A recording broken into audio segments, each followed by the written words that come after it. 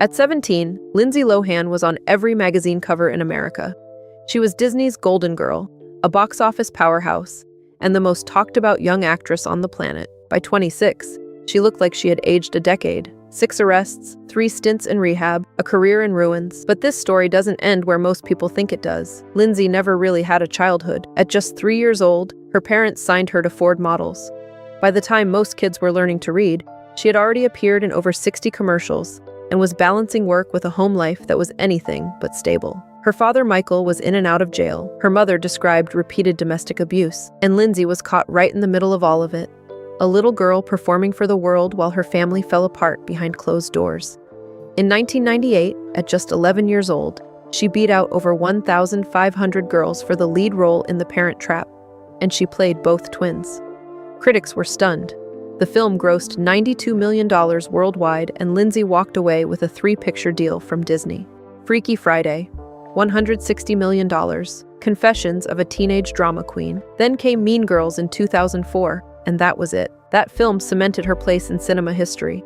$130 million at the box office. A hosting gig at the MTV Movie Awards. A cover shoot with the headline, "Why is America Falling in Love with Lindsay Lohan?" She was 17 years old and at the very top of the world. But the higher you climb in Hollywood, the harder they make you fall. The moment she turned 18, the industry flipped the switch. Rolling Stone put her on the cover with the headline, "Hot, Ready, and Legal." The paparazzi swarmed her everywhere she went, chasing her car, filming her arguments, waiting outside her AA meetings with cameras ready. She was spending $1 million a year living in hotel suites because she was too afraid to be alone.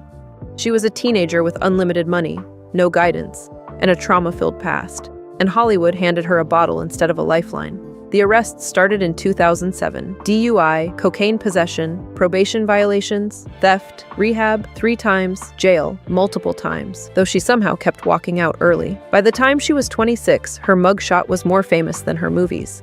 The industry that had built her up spent years gleefully watching her burn. Eventually, Lindsay did the only thing that made sense. She left. She moved to Dubai, away from the cameras, away from the tabloids, away from the machine that had been feeding off her since she was a child. She went quiet. She studied. She healed. And while she was gone, the world slowly started to understand what had actually happened to her. In 2022, Netflix came calling, Falling for Christmas, her first lead role in years. The filmmakers called her prepared, professional, and genuinely passionate. She signed a 2-picture deal. She got married. In July 2023, she welcomed her first son. A Freaky Friday sequel was announced. Lindsay Lohan was back.